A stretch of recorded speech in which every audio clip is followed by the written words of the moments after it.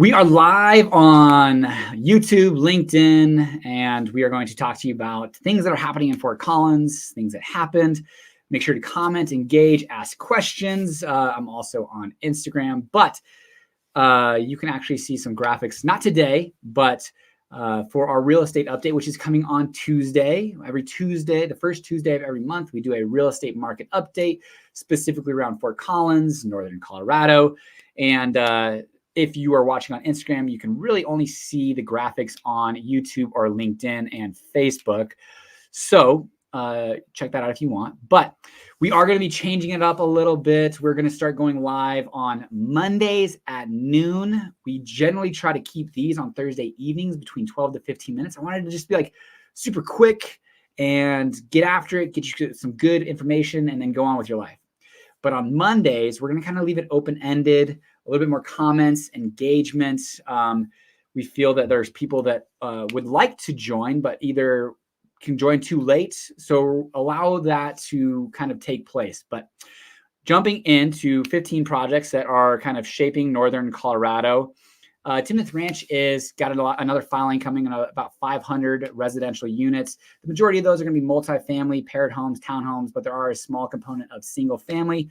We've got a family moving here from South Carolina that is definitely interested in that area. Timnath is definitely growing quick. A lot of suburban, but also some commercial coming along. Now, part of these developments is that Ladera development that is going through city council and the reclamation process for the mining and coal that is essentially going to either allow that project to move forward or put the brakes on it for a few years until the reclamation process is complete.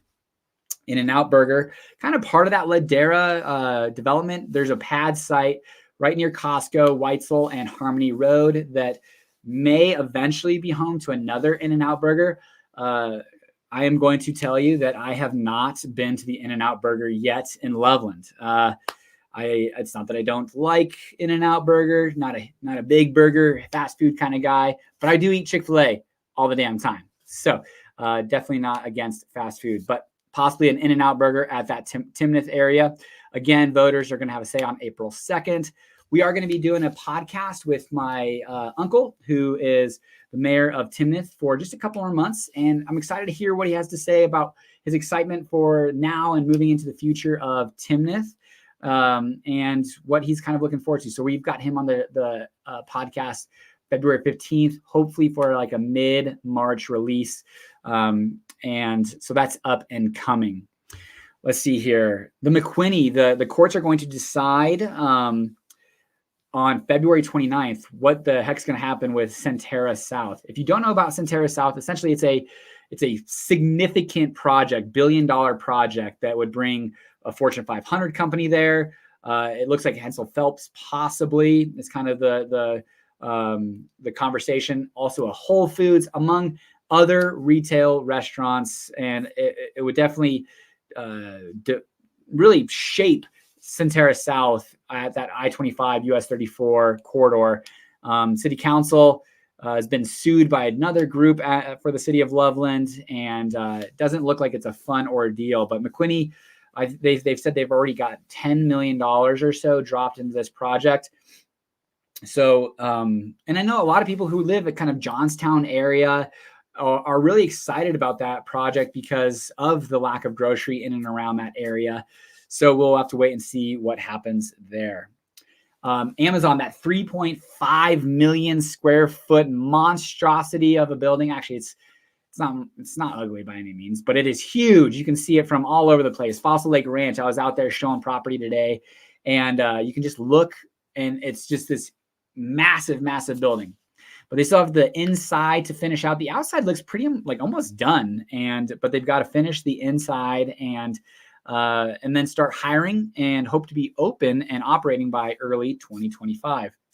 UC Health is adding $280 million expansion towers. Let's see here. The patient beds from 191 to 287 with rooms to grow up to 323 beds. So a pretty big development out there at the Medical Center of the Rockies. That's a massive facility as is. I would have to assume Northern Colorado, probably top of the line medical facility in all of Northern Colorado.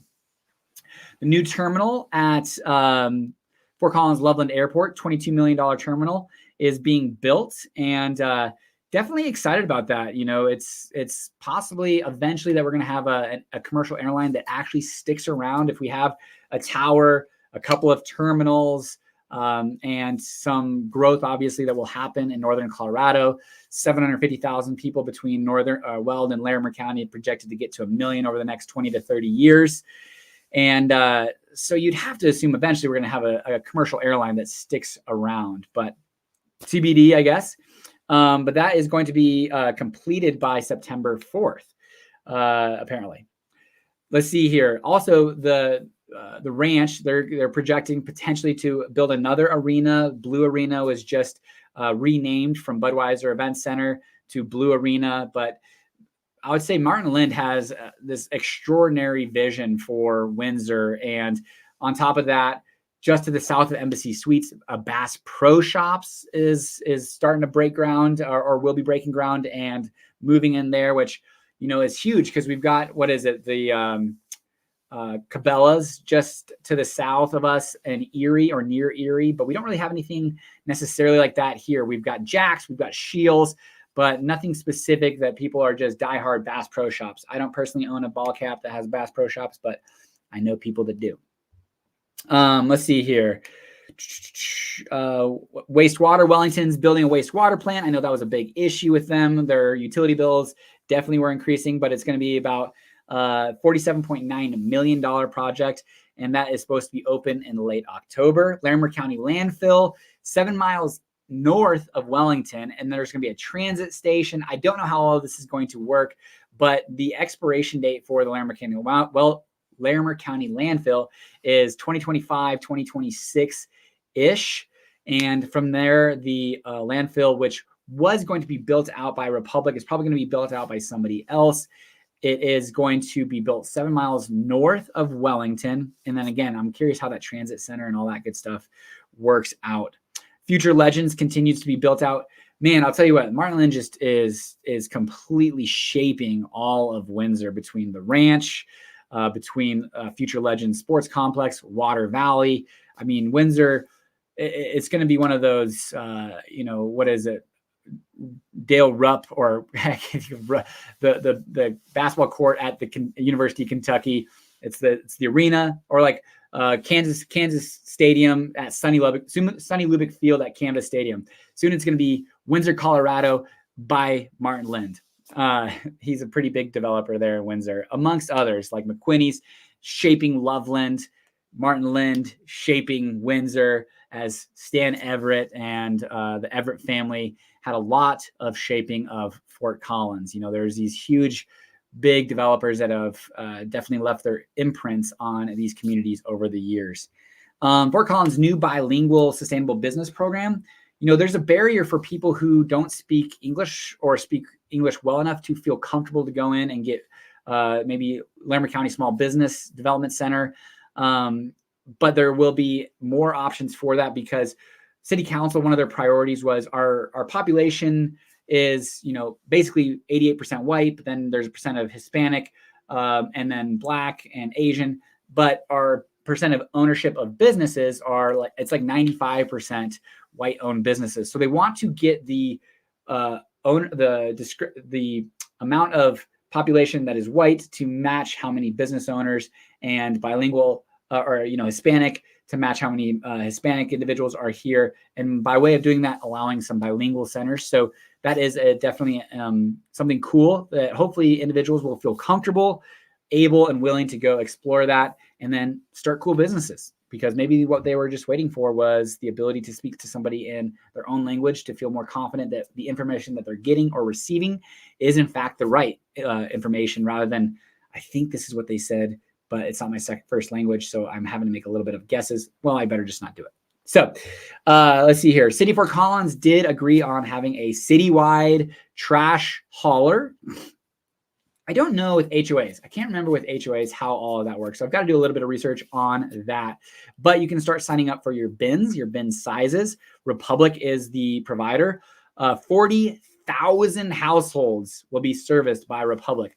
And the goal here was to minimize different traffic on the roads, different haulers, trucks, make it less traffic, less congested, and a more kind of fluid trash pickup.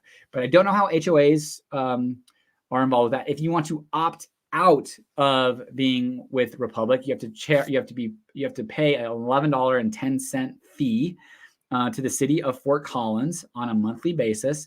But we can start making selections beginning April 30th for cart sizes. Oh, no. You have until April 30th to start making cart size selections. Otherwise, they'll just give you the default cart sizes. So if you need anything, if you got a big family or anything like that, make sure to go on there, jump on there. 40,000 households is a lot of carts, and definitely get on there and do that.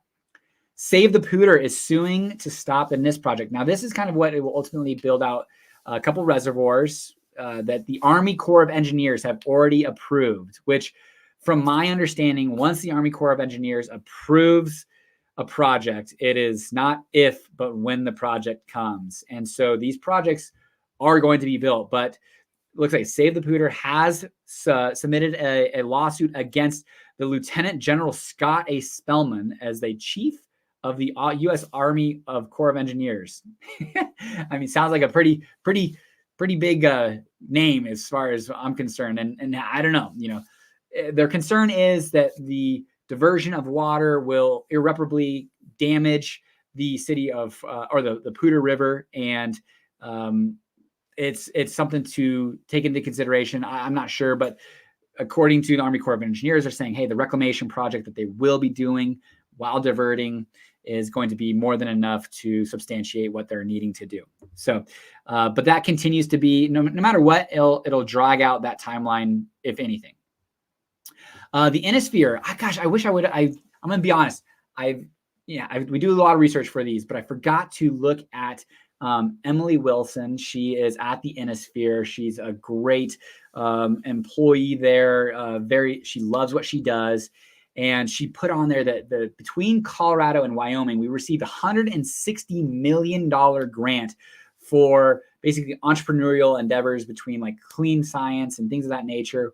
So it's huge. It's massive. And the Inosphere was also awarded a $2 million grant, build to scale, from the Office of Innovation. And they're going to build another administrative building just to the, I believe, east of their current building off of Vine Drive. So between that, the Powerhouse that is owned by CSU, and it sounds like Powerhouse 2 is a little bit delayed because cost of construction has increased and things like that.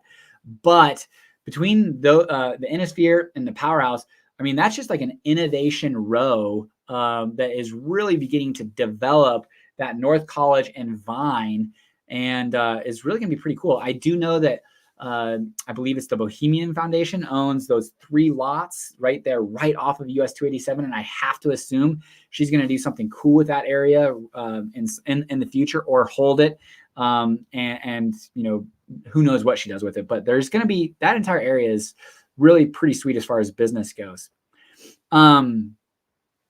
Valentine's Day coming up. Unfortunately, Jay's Bistro is closed. It closed January 31st.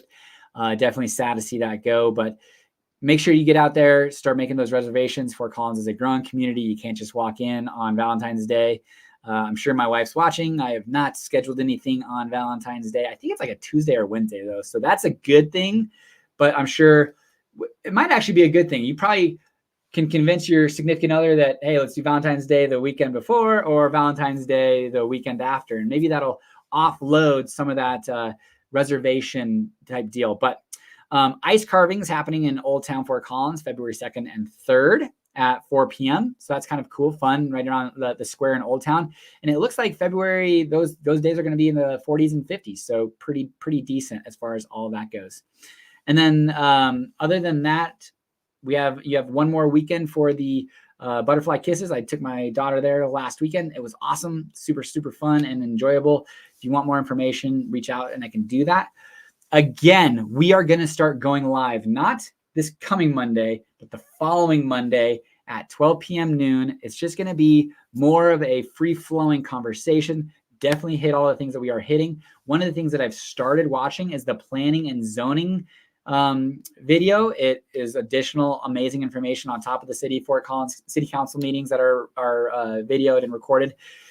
So it'll be a wealth of knowledge about all things Fort Collins, and make sure that you ask questions. If you're on here, ask questions, engage. Definitely, if you have any questions, don't hesitate. We'd be happy to answer those, but not this coming Monday, but the Monday after. So we will not go live next Thursday, but we will start the following Monday. But we will be live on Tuesday, February 6th at 2:30 p.m. to discuss the Fort Collins real estate market. As you know, my team and I, we are licensed real estate agents in the state of Colorado. And if you're considering moving here, we can do that. But on Tuesday, we talk only about real estate, really what's happening, median sales, days on market, inventory, all that good stuff. But I appreciate you guys watching tonight. I am going to go have some tacos. What is it? Thursday? Taco Thursday. All right, guys. Have a good night.